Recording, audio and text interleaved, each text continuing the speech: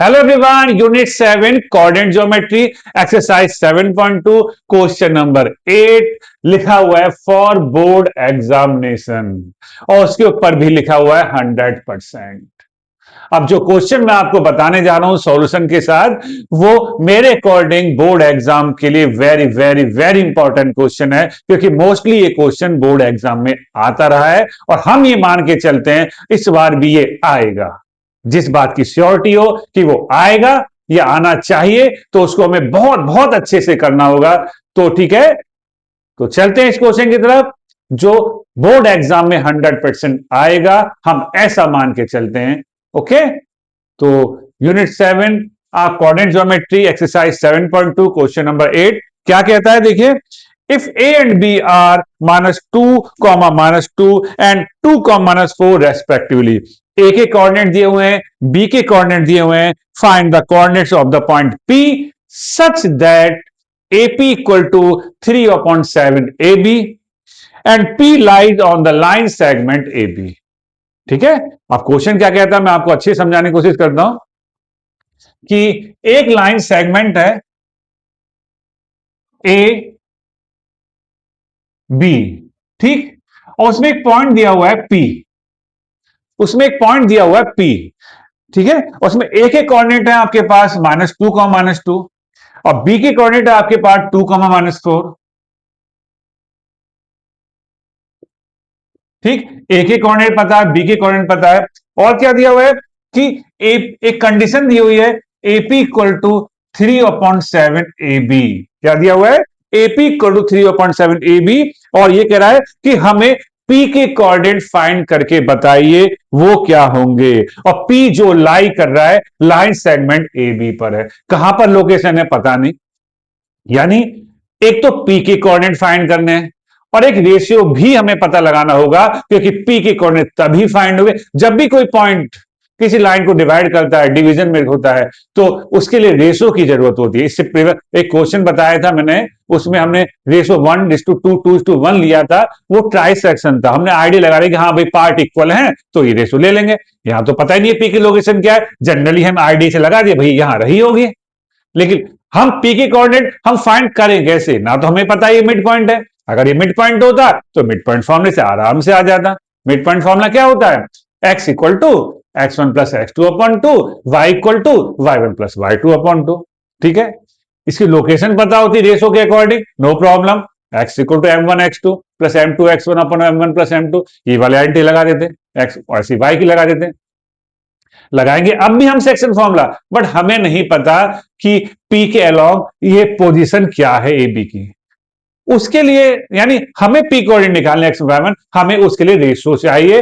Ratio निकालने के लिए हमें एक क्वेश्चन में कंडीशन दे रखी है कि भाई इसका यूज करके आप रेशियो निकालिए। रेशियो क्या कंडीशन दे रखी है, एपी इक्वल टू 3/7 AB। अब कैसे यूज करेंगे, इसे कैसे रेशियो निकालेंगे, यानी आप ये दिमाग में रेफिट कर लीजिए, माइंड मेकअप कर लीजिए कि मुझे एपी और पीबी का रेशियो चाहिए। एपी और पीबी ही आपका M1 M2 कहलाएगा। आप इस बात को पहले दिमाग में फिट कर लीजिए कि हमें करना क्या है। कैसे भी चेक करके एपी अपन पीबी की वैल्यू आ जाए तो काम बढ़िया हो जाए। कैसे करेंगे देखिए, हम एक काम करते हैं, पहले सिंस लिखते हैं, इस कंडीशन को नोट करते हैं और ए बी को नीचे लाते हैं, मल्टीप्लाई वाला डिवाइड में आ जाएगा। ठीक, जनरली देखा गया कि नोमिनेटर में जो चीज है उसको आप फैक्टर में कर सकते हैं, डिनोमिनेटर के फैक्टर करने का कोई फायदा नहीं होता है। इसलिए जनरली जब भी हम फैक्टर की बात करेंगे नोमिनेटर वाइड टर्म की करेंगे तो एपी खुद ही एक पार्ट है और ए बी एक होल पार्ट है, तो जिसके फैक्टर करने होते हैं जनरली उसको नोमिनेटर में रखते हैं। अब हम क्या करेंगे, इस ए बी को ऊपर लिख देते हैं, एपी को नीचे। लेकिन ऐसा नहीं, अपने मतलब के लिए आपने ऐसा कर दिया। जो काम आप लेफ्ट में करेंगे वही काम आपको राइट में भी करना पड़ेगा। इसलिए अगर इसने आपका इधर आपने लेफ्ट का रेसिप्रोकल किया है तो आपको राइट का भी रेसिप्रोकल करना होगा। तो 3/7 का 7/3 कर दिया। ठीक, अब डायग्राम में देखिए एबी को देखिए, एबी क्या है, एपी प्लस पीबी, यानी एबी जो है एपी और पीबी से मिलकर बना हुआ है। तो इस एबी के प्लेस पे हम लिख देते हैं एपी प्लस पीबी, अपॉन में एपी आपका चल ही रहा है। ठीक है, अब एपी के नीचे भी एपी है, यानी एपी का भी डिवाइड एपी है और पीबी का डिवाइड एपी है, दोनों के डिवाइड में एपी है, तो उसे सेपरेट कर लीजिए यहां पर, एपी अपॉन एपी,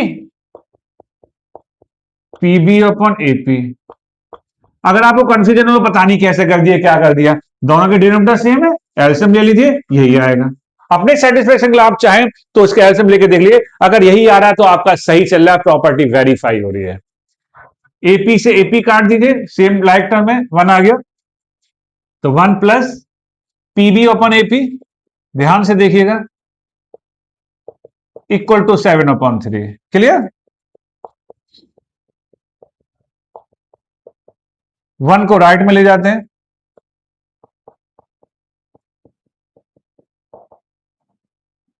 इसका एलसीएम आ गया, 3 एलसीएम आ गया, 4/3, यानी पीबी अपॉन एपी की वैल्यू 4/3 आ गई, पीबी अपॉन एपी की, मुझे चाहिए एपी और पीबी की, नो प्रॉब्लम। जैसे यहां पर ऐसे बोल किया था ना, ऐसे यहां पर कर लेते हैं, एपी को न्यूमरेटर में ले लीजिए और पीबी को डिनोमिनेटर में। लेकिन जो वर्क आपने लेफ्ट में किया है वही सेम वर्क आपको राइट में करना पड़ेगा, अगर इधर का रेसिबल किया तो इधर का भी करना पड़ेगा, तो 4/3 का हमने 3/4 कर लिया। ठीक है, ध्यान रखिएगा, ये एक ट्रिक है, याद रखिएगा तभी हो पाएगा।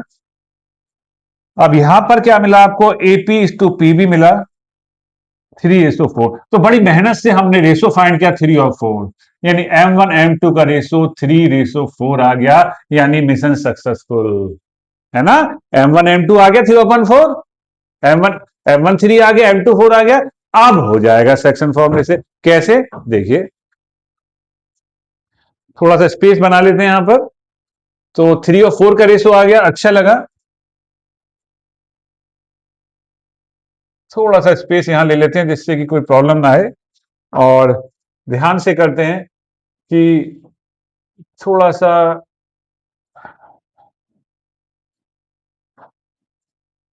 स्पेस के लिए हम इसे रब कर लेते हैं। अब यहां पर by section formula,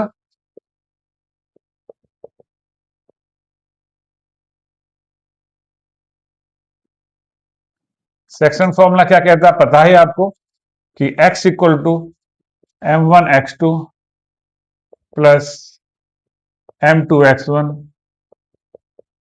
upon M1 plus M2। M1 है हमारे पास 3, x2 है हमारे पास 2, ये तो आपको पता ही है, ये x1, ये y1, ये x2 और ये y2, ये आपको पता ही है। प्लस M2 हमारे पास है 4, x1 हमारे पास है -2, M1 प्लस M2 आपका 3 + 4 हो गया, 3 2 6, 4 2 8,